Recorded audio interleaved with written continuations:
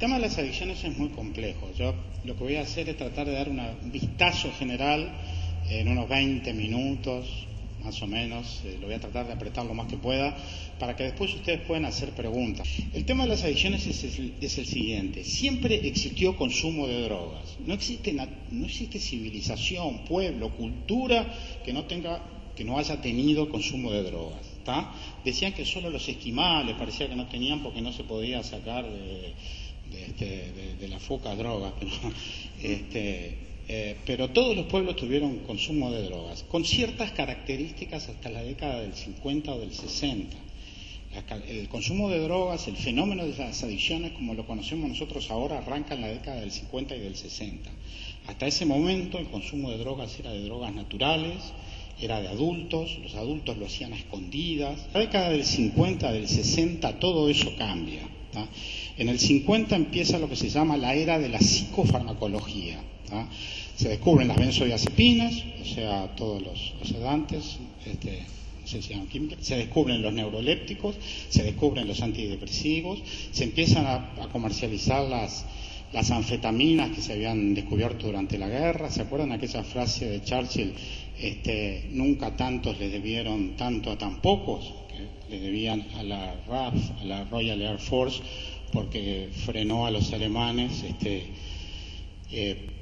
piloteando permanentemente, cruzando el canal para bombardear de todos lados. Bueno, nunca nadie le debió tanto tampoco a las anfetaminas, eran los primeros usos de las anfetaminas, por eso estaban 36 y 48 horas arriba de un avión sin bajarse, bajaban a cargar bombas combustible y volvían. Entonces ahí aparecen las anfetaminas, todas las drogas. Entonces no hay que ir hasta la India, no hay que ir hasta la China, alcanza con cruzar a la farmacia de enfrente y se consiguen los sustitutos de los opiáceos.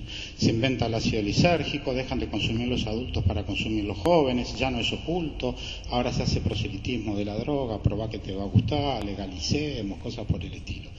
Y aparecen otros fenómenos, se vienen las filosofías orientales con los Beatles y con otros grupos, pero fundamentalmente los Beatles, con la marihuana. Bueno, el fenómeno ahí cambia para no dar marcha atrás nunca más.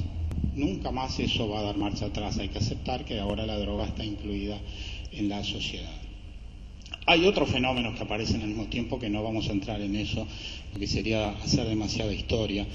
Pero recordemos nada más que en el 80 aparece el narcotráfico, que está mal llamado narcotráfico, porque cuando uno dice narcotráfico se imagina el delincuente con la ametralladora Vision Miami, Onda Vision Miami, o Onda papá de que trae al nene que se fumó un porrito. Ese es un poco el concepto. Lo que aparece es una industria transnacional ilícita, una industria transnacional, igual que tantas que conocemos, pero que simplemente es ilícita y que es mucho más poderosa que todas las lícitas juntas, para empezar. Este narcotráfico se debe también a fenómenos geopolíticos, o sea, la mafia colombiana desplaza a la mafia cubana, no sé si vieron la película esta de Al Pacino, Cara Cortada, que trata sobre ese momento histórico. En el 85, por el 80-85 pega otro cambio, es cuando acá Uruguay entra la cocaína, además se habían ido los militares, entonces ahí en una especie de destape se hace en base a la cocaína también. Y después más adelante aparece el fenómeno de la pasta base, que le podemos dedicar después, aunque sea unos minutos para conversar, que vuelve a cambiar el perfil de la droga, porque pone el tema de la violencia arriba de la mesa. Y de la marginación y todo eso. Aunque no es ese el verdadero problema de la droga o el problema grande en el Uruguay. Eso es lo que dice la postura del Estado o del gobierno, no sé muy bien cuál de los dos, pero es una postura equivocada que si quieren después conversamos. Bueno, la idea es, ¿habla próxima? La idea es que el fenómeno de la farmacodependencia, el fenómeno del consumo de drogas, es un fenómeno triangular. Se necesitan los tres polos. Si yo no tengo los tres ángulos, no puedo tener un adicto. ¿tá? Si yo no actúo sobre los tres ángulos, no puedo hacer prevención. Si yo no actúo sobre los tres ángulos, no puedo hacer tratamiento. ¿tá? Sin embargo, andan por ahí un montón de médicos, de psicólogos, de políticos, de asistentes sociales, y de lo que sea, que hacen fuerza y son capaces de pensar un triángulo hasta de un solo lado, ya ni de dos. Hay algunos que piensan en triángulo de un solo lado, dicen, resolvamos el tema droga, hagamos legal y se resolvió todo. O mandemos todas las personas a psicoanalizarse, o hagamos la revolución, o yo qué sé, reestructuremos la familia, volvamos a los valores y se arregló todo. No, es un fenómeno triangular, es como una obra de teatro que tiene 3 actores. Entonces, si uno se enfermó, si uno no está, cuando ustedes llegan encuentran un cartel así que dice: hoy no hay función. Se necesitan los 3. Se necesita la droga. La pregunta: ¿por qué no hay adictos a la heroína en el Uruguay? Porque no hay heroína. Si nos falta la droga, no hay heroína. Va a haber heroína a mediados del año que viene, a fines del año que viene, como mucho en el 2012. Lo mismo dijimos con la pasta base. Por supuesto, nadie da bola que va a haber heroína dentro de un año y poco, como nadie dio bola a lo de la pasta base. Pero se requiere la droga. ¿Por qué cuando aumenta el consumo de una droga aumenta el consumo de adictos? Cuando aumenta el consumo de la misma pregunta de heroína, yo la podía haber hecho hace 10 años con pasta base. ¿Y por qué? A medida que aumenta el consumo de algo, aumenta el número de adictos. Si yo abro más casinos y pongo casinos en los shoppings, voy a tener más adictos al juego, voy a tener más ludópatas, que es lo que está pasando con la consulta. Yo estoy viendo, que me dedico a eso, cantidad de adictos al juego, sobre todo señoras, pero también hombres, pero muchas mujeres. O sea que la droga, por su disponibilidad, es uno de los elementos clave. También dentro de la droga hay unas que son más adictivas y otras que son más adictivas. Ahí hay que recordar una frase que dice: el ser humano se hace adicto a todo lo que le da un bienestar ya. Es decir, las drogas que dan un bienestar ya, como las benzodiazepinas, los sedantes, o los tranquilizantes menores, son muy adictivas. En cambio, no están descritos los adictos a los antidepresivos, porque demoran 15 a 20 días en hacer efecto. Por eso es que hay adictos a las maquinitas y a la ruleta, y no hay adictos a la rifa de arquitectura, o a la del Hospital Maciel, por más loable que sea su finalidad. O sea que la inmediatez es uno de los elementos de la adicción. Esto pone en riesgo ya, por definición, prácticamente al adolescente, porque una de las características de la inmadurez o del proceso adolescente, además de la inseguridad, la baja autoestima, el mal control de los impulsos, el manejo de las emociones, bla, bla, bla, bla, es la inmediatez. Como dijo Luca: no sé lo que quiero, pero lo quiero ya. Entonces ese ya, lo que te hace sentir bien ya, es poca cosa. Bueno, o sea que tenemos no me quiero detener, uno de los polos es la droga, el otro polo es la persona, donde hay aspectos biológicos. No sé si se acuerdan: sistema límbico, vía dopaminérgica, mesolimbo estriatal, con la proyección de los polos frontales. Recuerdan que los frontales es lo que nos hace específicamente humanos, somos humanos porque tenemos frontales. Recuerdan lo del cerebro reptiliano, el cerebro mamífero por arriba, y después la parte humana, que es el agregado de los frontales. Ahí está la conciencia, los valores, todas esas cosas humanas, si no seríamos mamíferos. Bueno, hay una vía dopaminérgica que se llama centro del placer, centro de la recompensa. Hay aspectos psicológicos de la persona, que en todo caso los vemos después porque serían un poco los más complejos, pero como decíamos, hay elementos de personalidad. Ustedes cuando iban al liceo a un cumpleaños de 15, iban 100 niños jóvenes, 80 tomaban alcohol, y había 5 o 6 que siempre se emborrachaban. Esos 5 o 6 hoy son los alcoholistas. Cuando analizamos la personalidad de esos 5 o 6, tienen un perfil similar: inmediatez, búsqueda de placer, un montón de características que las podemos ver dentro de un ratito. Y después está el factor del medio. El factor del medio es muy complejo, que es lo que vuelve. Si vemos la próxima, lo del medio se puede ver mejor. Este enfoque, el del triángulo, es un enfoque muy rígido, es un enfoque que se utiliza únicamente con fines docentes, es muy viejo, fue una cosa que por allá se propuso por los años 80, que no sirve. Este es el concepto más dinámico. La persona entra en contacto con un objeto. Este objeto, en el caso de esta charla, este objeto es la droga, pero este objeto puede ser la torta de chocolate, o la maquinita. Entonces, según como yo me vincule con el objeto, va a ser sano o patológico. si yo como una porción de torta de chocolate, qué rica que es la torta de chocolate. Ahora, si como 1, 2, 3, 8, toda la torta de chocolate y arriba me mando un guiso de lentejas, seguramente yo no estoy teniendo control sobre la comida y algo está pasando, o en mi persona, o algo le pusieron en la torta, digo, en la sustancia o en la persona. Entonces, algunos dicen que la adicción es una patología del vínculo, que según como yo me vincule con el alcohol, si yo con la mozzarella me tomo una cerveza, con el asado un vinito, con los amigos un whisky, yo estoy consumiendo y tengo un control, ¿tá? Si yo llega la hora y sigo tomando alcohol, todos se van, a las 2 de la mañana para la casa y yo sigo tomando y me gasto la plata que tenía para pagar el teléfono o para comprarle zapatos a los nenes y llego tarde a mi casa y tengo un lío con mi mujer y al otro día llego tarde a clase porque no me puedo levantar y me duele la cabeza, yo ahí no estoy, tengo una patología en mi vínculo con la botella. Entonces, este vínculo, este encuentro entre la persona y el objeto, alcohol, drogas, legales, ilegales, es lo mismo. Ahora la clasificación de legales y ilegales no sirve para nada porque la droga es legal en el Uruguay, la ley es muy clara. Yo acá no puedo prender un cigarrillo de tabaco, pero puedo prenderme un porro. Es totalmente legal. El consumo de droga en Uruguay es legal. Lo que está limitado es el de tabaco, pero no el de marihuana. Después vemos. Entonces, este encuentro se da en los 3 a 5 primeros años de vida, 3 a 5 nada más, en un contexto que es la familia, ¿tá? Luego, entre los 5 a los 6 años aparece el colegio, ya se pasa de los educadores profesionales, de los educadores naturales, que son los padres, a los educadores profesionales, que son los del colegio. Se depositan muchas veces en el colegio, para que le pago, fumó en el cuarto de baño de su colegio, no en mi casa, fumó en el horario del colegio, no en el de casa, así que háganse cargo. Es decir, pasan al colegio. Y después aparece el gran personaje en adolescente, que es el grupo de pertenencia, que aparece.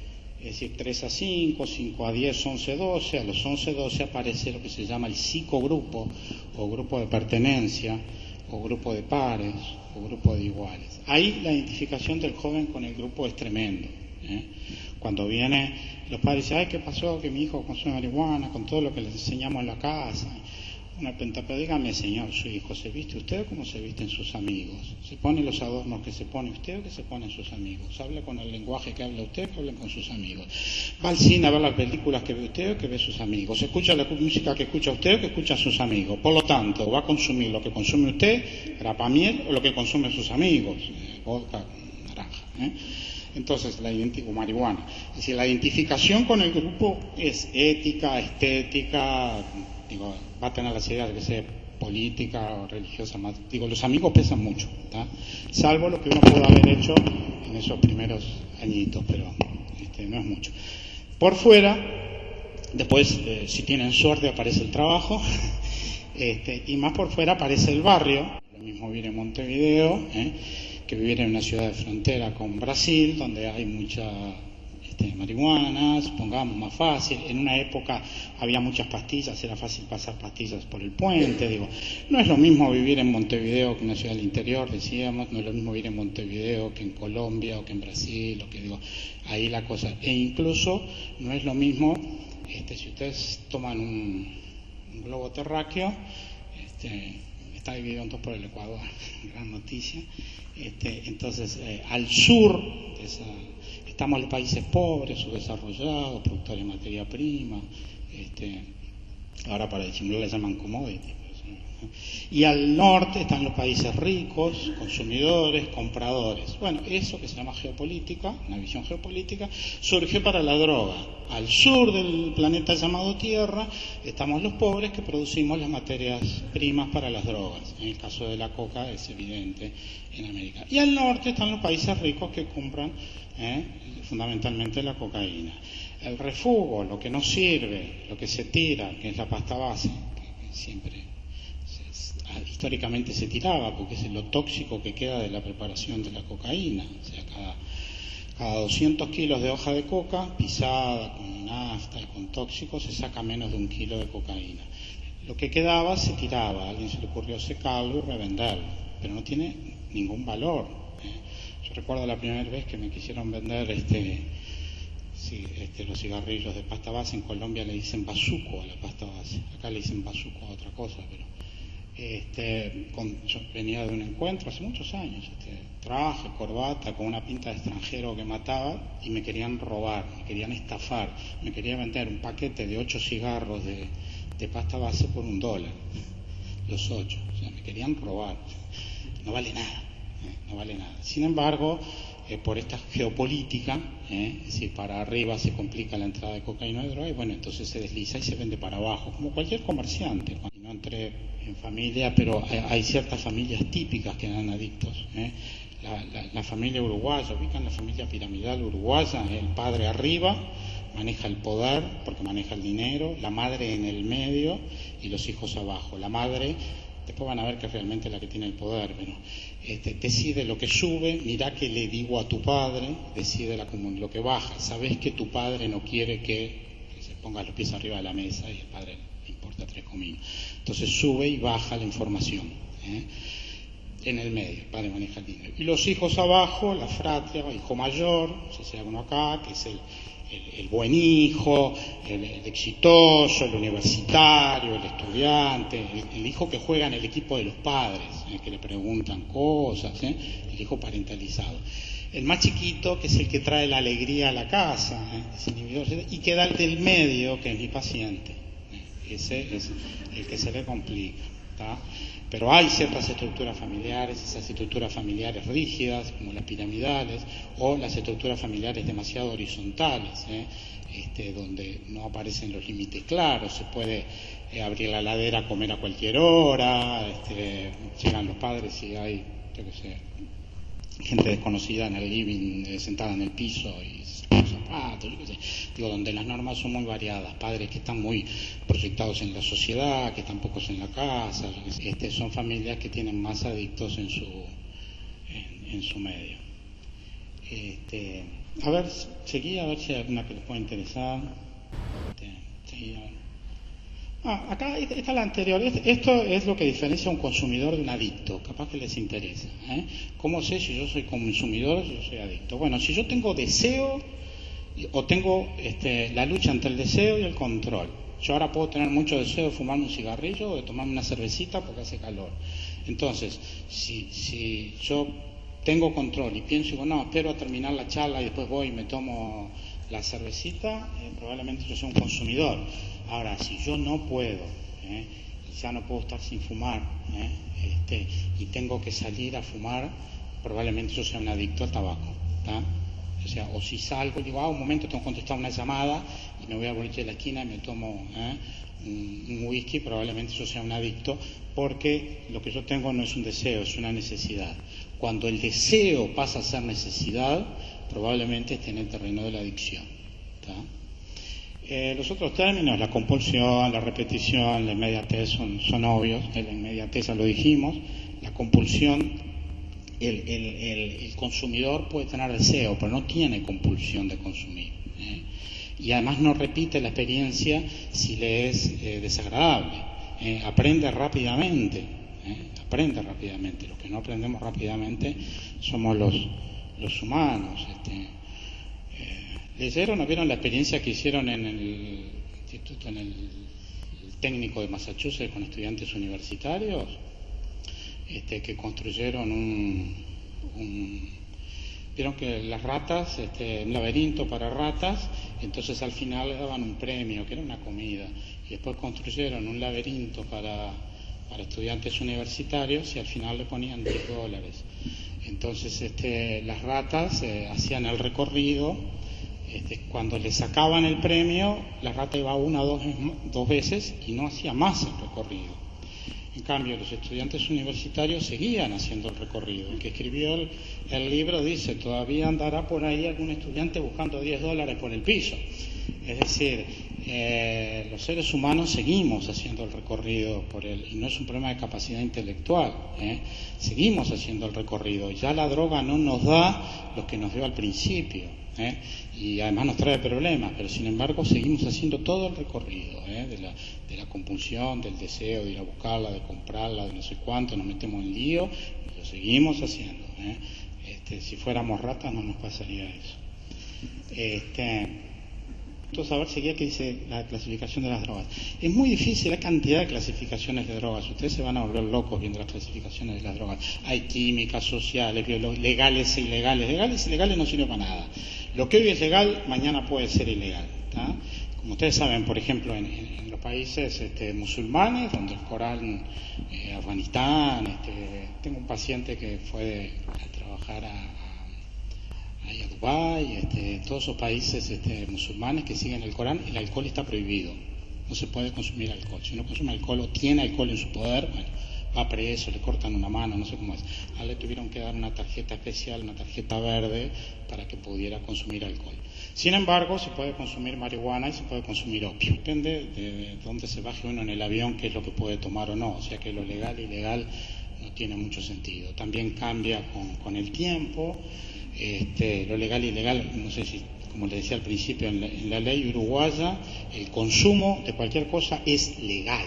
Que quede claro, no hablen por favor de legalizar la droga, ya es legal desde el año 73, que salió la ley 14.294, tiene miles de años, es legal la droga, ¿está?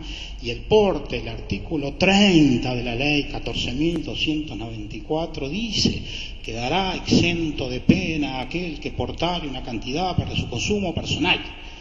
O sea que yo me pongo 2 gramos de cocaína, voy al jefe policial y le digo: mire, esta es mía, toda mía, y me la voy a tomar yo solo, y me pongo a fumarla en la puerta de San José y es legal, ¿tá? O sea que no se hagan nudos, La ley 17.016, más reciente, 99, hizo alguna reforma y dejó: quedará exento de pena aquel que portare una cantidad para su consumo personal, y el juez debidamente fundamentado lo deberá, o sea que si el tipo es un estudiante con la familia que está esperando afuera llorando y no sé qué, y si no se va a pierde la clase, el juez dice: bueno, tenía, pero como cuando compra la yerba en el Jan, consiguió un montón de kilos, consiguió una buena cantidad para todo el mes y lo suelta. Si es un individuo con 20 antecedentes y cosas, lo mete para adentro. O sea, ahora, en la 17.016, el juez es el que decide si es consumo personal o no, pero debidamente fundamentado, y tiene que escribir la fundamentación de si es consumo personal o no. Por eso la clave,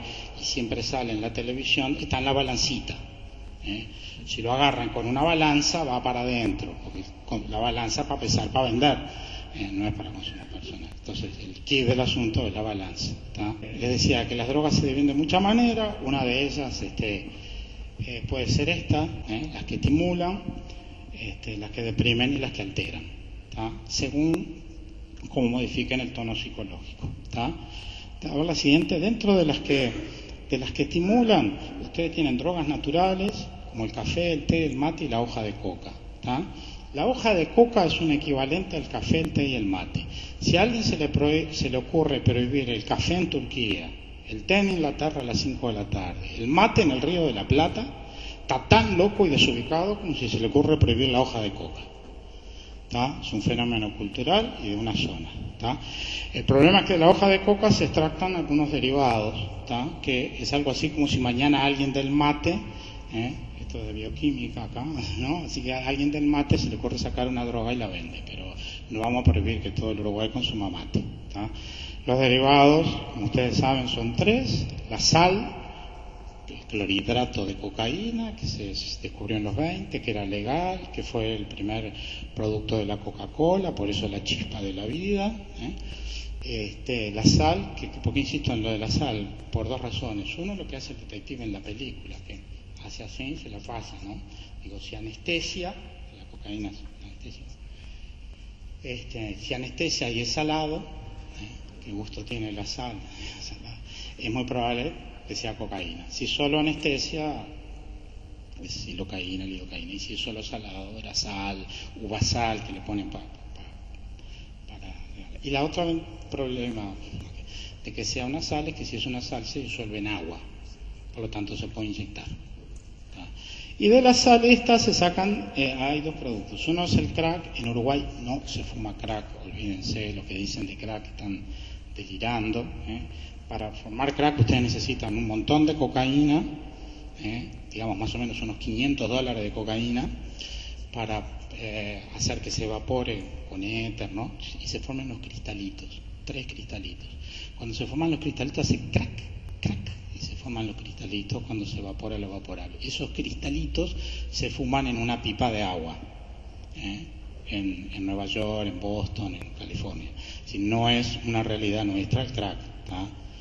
Sí, como yo le decía, cuando de la hoja de coca se hace la cocaína, queda un refugio tóxico, que antes se tiraba, después se le empezó a dar a los indios que trabajaban pisando la coca, se les daba eso, se les regalaba por su trabajo, y a alguien se le ocurrió, como les decía, secarla y agregarle algunos productos, fundamentalmente ácido sulfúrico.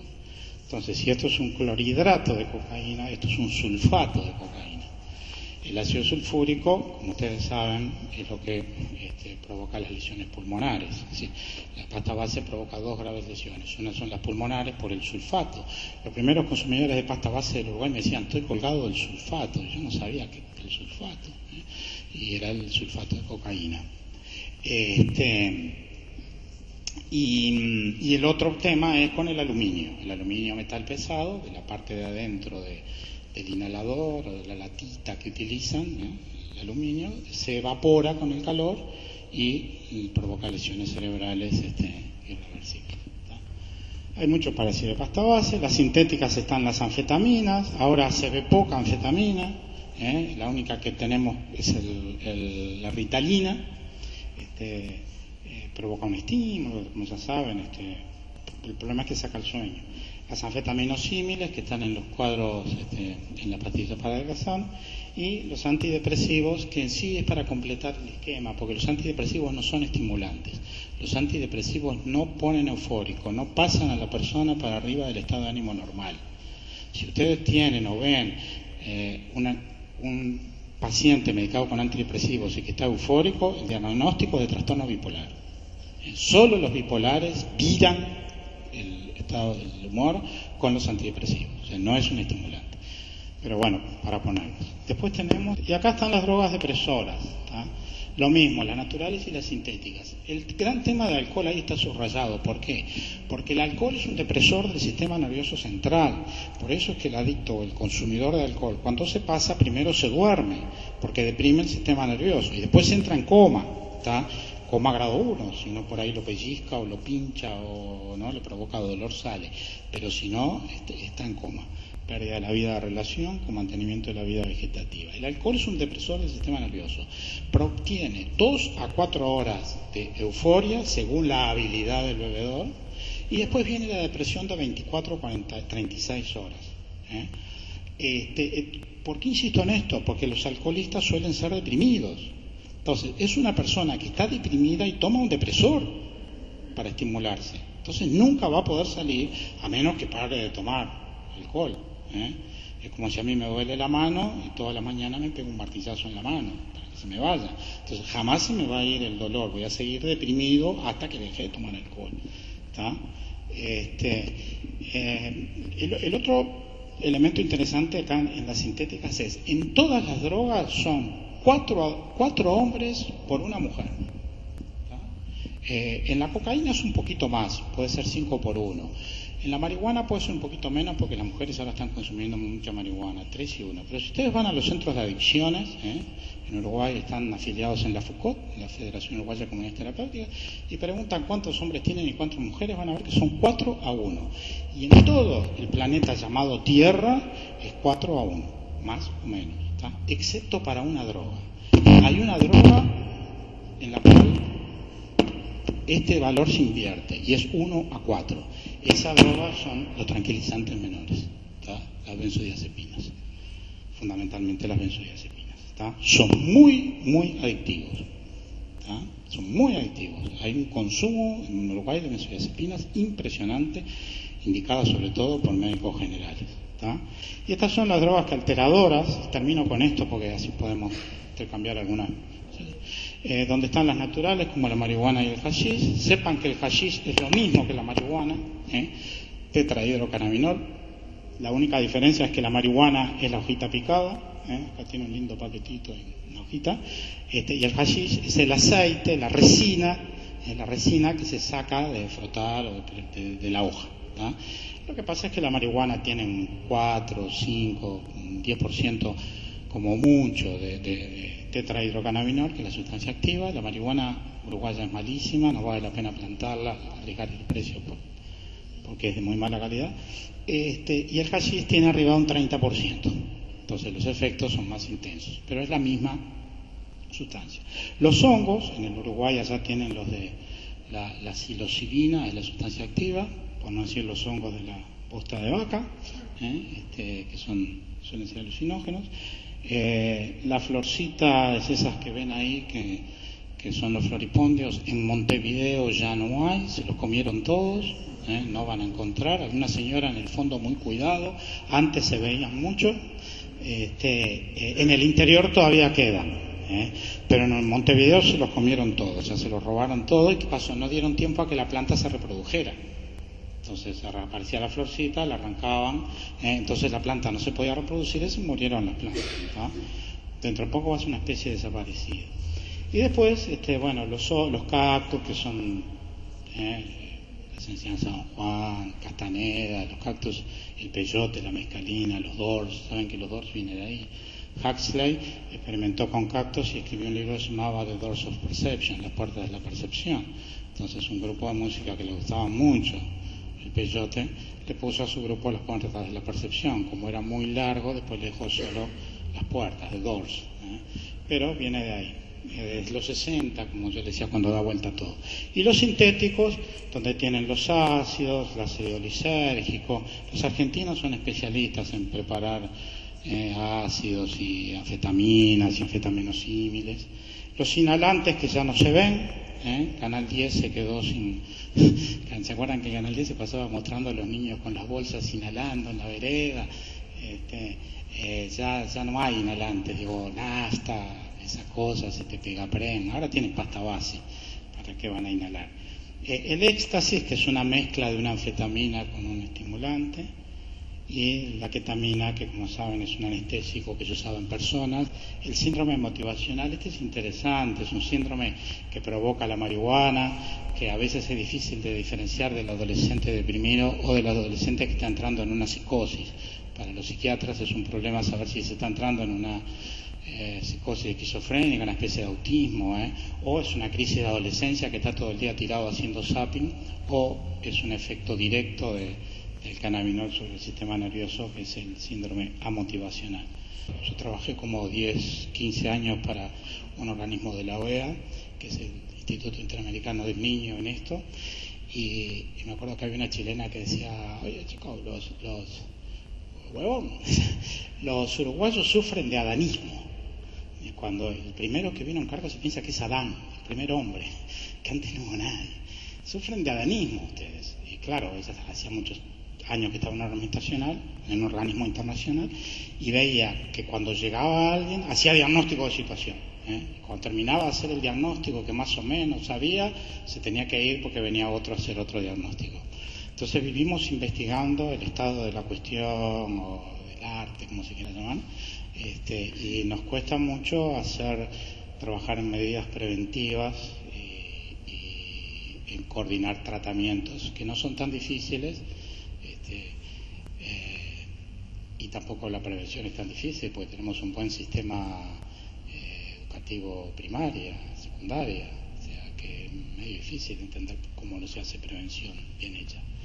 La primer propaganda buena de televisión de prevención que vi es la que hizo Canal 12, que la hizo una empresa privada que no tiene nada que ver con el Estado, que es esta que apunta a la familia, no sé si la vieron, que están dando ahora.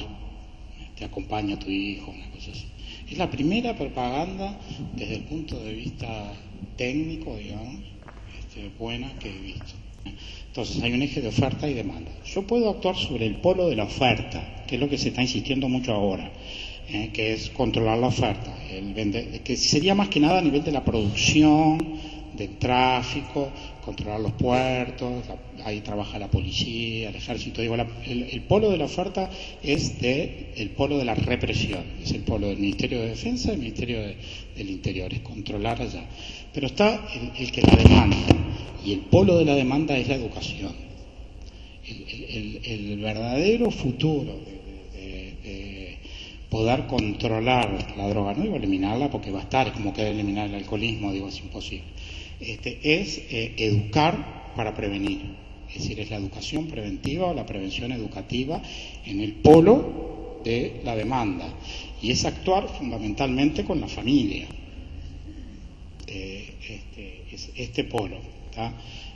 Yo tengo una transparencia por ahí que creo que la dejé, toda una presentación sobre prevención educativa o el qué hacer, pero es en aquel polo. Digo, el educador, el docente, el médico tiene que ocuparse de en este polo, no puede andar con una ametralladora en la selva o con un perro en el aeropuerto. Digo, eso que lo haga otra gente, que para eso está. Lo nuestro, en el polo de la salud, es trabajar en prevención, y cuando se trabaja en prevención, los resultados son muy buenos. El Hospital Maciel, cuando el tema de la pasta base,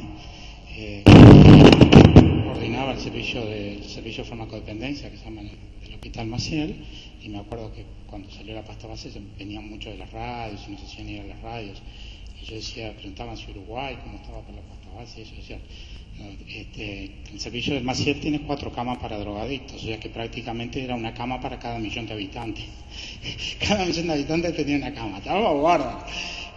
¿Y quién bancó esa epidemia que se hizo cuando llegó la pasta base? La bancaron las comunidades terapéuticas, la bancaron las instituciones privadas dando becas, Villanova, Iscalí, Manantiales, Queiroz, Hermes, no me quiero olvidar de ninguna para no ser injusto,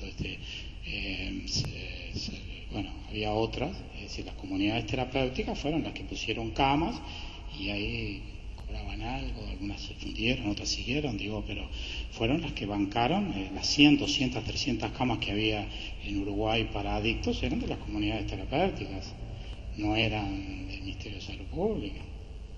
Sigue teniendo las mismas 4 camas. Sí, se podría, cada caso es distinto, ¿viste? Cada caso es distinto. Esto es una rama de la medicina, el que se trata se cura, ¿tá? Si tú tenés un paciente con una sífilis o con una infección en la garganta y vos le das un antibiótico y le decís tómelo 8, 14 y 20, casi la certeza que en una semana la enfermedad retrocedió. Si la persona toma un antibiótico hoy, otro dentro de 2 días con una cerveza y después se toma 5 juntos, probablemente siga con la infección. Bueno, el adicto es igual. Adicto que se trata se recupera en más de un 80%, pero se tiene que tratar.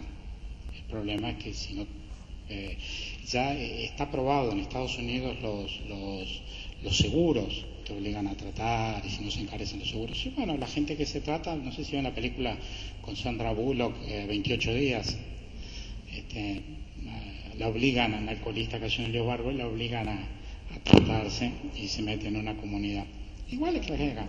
Previo a la internación se pueden tratar otras cosas, digo, puedes actuar sobre las cuestiones biológicas, por ejemplo, si hay un cuadro depresivo de fondo, con antidepresivos, con psicoterapia si hay algún conflicto, sobre todo si hay conflictos con estos padres que arrancan de muy atrás, puedes actuar sobre los problemas sociales, de inserción laboral o académica, digo, podés actuar sobre distintos, puede aprender cosas, por ejemplo, como no ponerse en riesgo, yendo a los lugares donde hay droga o cosas por el estilo, ¿no? O sea, hay muchas cosas que se puede hacer sin internación. Ahora, cuando la persona, porque el problema es que no sé si uno tiene capacidad de abstenerse o de detenerse. El adicto que se puede abstener no lo vas a internar, porque ese tipo puede estar 6 meses sin tomar. El problema es que cuando toma no para, pero ¿cuánto lo vas a tener internado? Claro, ahora el que no se puede detener, el que se levanta y empieza a tomar alcohol, pasta base, lo que sea, porque si no, no puede vivir, ese sí es digno de internación, porque si no, no va a poder parar. Y lo de sustituir una droga por otra, y eso es todo un verso que los que hablan de reducción de daño es un desconocimiento, había que mandarlos a estudiar, es un desconocimiento de las bases neurobiológicas de la adicción. Es decir, cuando se dispara el centro del placer, se dispara con alcohol. Ahora en la española estamos viendo mucha gente con problemas cardíacos que van a emergencia y a CTI, y me llaman porque son cocainómanos. No son cocainómanos, es un veterano, ¿no?, que le gustó tomar alcohol toda la vida y que a las 3 de la mañana ya no puede más y no puede seguir el ritmo. Entonces a las 3, 4 de la mañana se da un par de saques y entonces puede seguir tomando alcohol y hace la complicación, pero en sí no es un cocainómano, es un alcoholista. Lo que dispara es el alcohol. Entonces hay gente que puede estar 6 meses sin tomar su droga, pero toma un poco de alcohol y se le dispara, sale a buscar la droga que antes había dicho no, gracias. Un par de horas antes dijo, no, Merca, no, gracias, no tomo más. Se toma 2 whiskies y se tira de cabeza, de nariz. Entonces, sustituir no sirve, hay que tratar. Y bueno, puede haber algunos pacientes que la internación compulsiva les salve la vida, La recaída es alta. El problema es qué tipo de recaída sea. Hay unas que son recaídas puntuales. Es el tipo, supongamos, que está 6 meses sin consumir, un día consume y al otro día vuelve a su línea de base y pasa 6 meses más sin consumir. Y de ese consumo sacó un aprendizaje, entre comillas. O sea, dijo, no puedo, me gasté toda la plata, mirá lo que terminé haciendo, terminé tirado en la calle, o me robaron, me dieron una paliza. Digo, yo no puedo tomar porque sé que termino mal. Entonces, esa recaída, si querés, es bienvenida, porque es como la frutilla arriba de la torta del proceso de dejar la droga. Se da cuenta que no puede consumir. El problema es el que hace la recaída, después te hace otra, después te hace otra, y se reengancha, como en la conga, ese reenganche es jodido, es decir, ese es complicado porque a los 3 meses lo tenés metido hasta acá en la droga, o a los 6 meses. En cambio, la recaída puntual puede servir para darse cuenta de que no la puede manejar. Yo con esto no puedo. Hay unos que no pueden con el alcohol, hay otros que no pueden con la cocaína, hay otros que no pueden con la marihuana, empiezan a fumar y no van a clase, no pierden los excesos. Doctor, como última pregunta sobre la marihuana y la legalización de la venta, ¿qué piensa usted? Es una locura, Es lo que decíamos, ¿no? Para mí bárbaro porque va a haber más trabajo.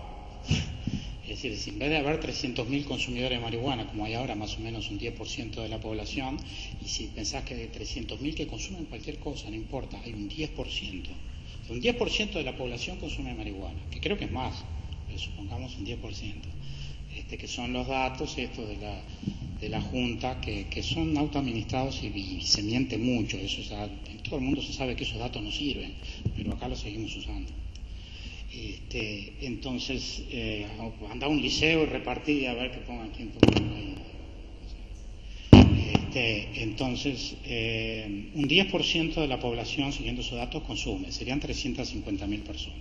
Si de esos, un 10% están en las etapas terminales, que es lo que sucede con cualquier enfermedad, ¿no? De 100 que la tienen, hay un 10% que están para internar.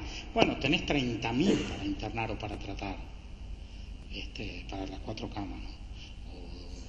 Entonces, de esos 30.000 que están en etapas terminales para internar, si yo aumento el consumo y en vez de tener 300.000 consumiendo tengo 600, 700, 800.000, imagínate cantidad de trabajo que vamos a tener. Además de otras cosas, ¿no? Digo, desde el punto de vista médico no se puede legalizar algo que es perjudicial para la salud. Y en cuanto a los efectos médicos de la marihuana, que son 4, que es lo que en California la legalizan, es analgésico, es analgésico, saca los vómitos, o sea, antiemético, aumenta el apetito, y es sedante, te afloja.